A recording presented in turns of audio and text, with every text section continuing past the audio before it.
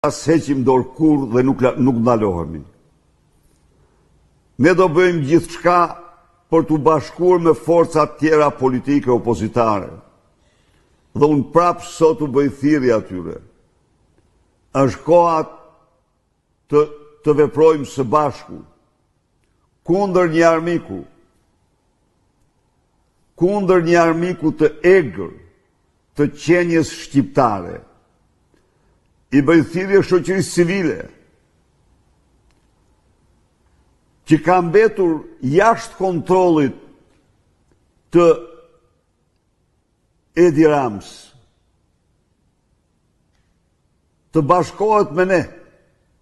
Shikoni çfarë qëndrimi mizor mbajtë ndaj Aulon Kalas, një nga veprimtarët më aktiv të shoqërisë civile, i cili në qindra protesta kur nuk ka protestuar me dhunë. Ka protestuar paqësisht dhe me dinjitet. Dhe u hakmorën dje në mënyrë më të verbër vetëm për t'u trem ju, antarë të shoqatave të pa kontrolluara për i tyre, por le të bashkohemi ne. Ju bëj thirrje intelektualve. Dilni nga konformizmi juaj, se shkatrimtar duhet të dilni zot vendit tuaj, i cili po shkatrohet. Në universitetet sot ju them unë, nuk keni lirinë akademike as atë liri që kemi patur ne në diktaturën më staliniste.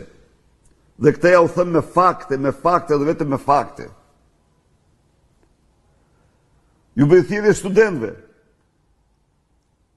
Paguani sot në vendin më të varfër me prindrit me rrogat më të ulta, tarifat më të larta në Europë, përveç Britanisë Madhe dhe Mbretërisë Hollandës. Paguani tarifat 3-4 herë më të larta se austriak, gjermant dhe student në vendeve tjera.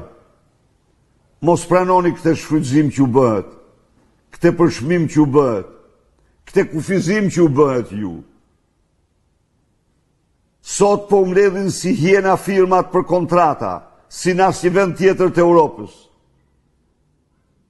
Çka ju trajtojnë jo si qenje të lira, po u detyrojnë të firmosni kontrata se do shërbeni kaq vite. Përndryshe, u gjobis